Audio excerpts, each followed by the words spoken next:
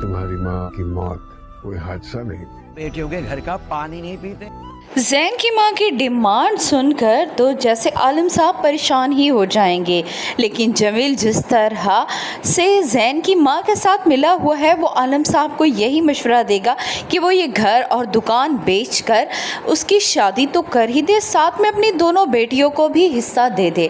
आलम साहब के लिए ये सब कुछ करना नामुमकिन है। वो खुद कहाँ जाएंगे ये सोचकर वो परेशान होते हैं, लेकिन जमील उन्हें मशवरा देगा कि वो उनके साथ रह सकते हैं। मगर आलम साहब जानते हैं कि जमील जिस तरह का है वो उसके साथ कभी नहीं रह सकते। यहाँ पर वो सलार से इस बात को डिस्कस करेंगे तो सलार का यही मशवरा होगा कि वो ईमान को सब कुछ बता दें।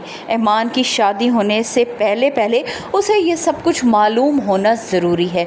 मगर आलम साहब अपनी बेटी का हंसता मुस्कुराता चेहरा देखकर उसे कुछ भी बताने को तैयार नहीं होंगे।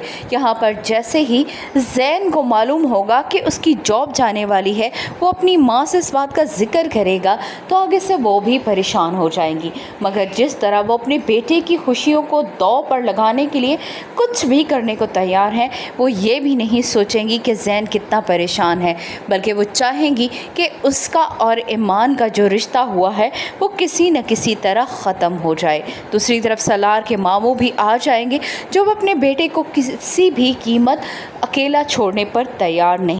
यहीं से सलार की ज़िंदगी में एक नया मोड़ आएगा जब उसके मामू उसके साथ होंगे। तब उसके घर वाले जो उस पर ज़्यादती किया करते थे, अब उनकी ये ज़्यादतियाँ कम होना शुरू हो जाएंगी और यहीं से एक टर्निंग पॉइंट आएगा। वीडियो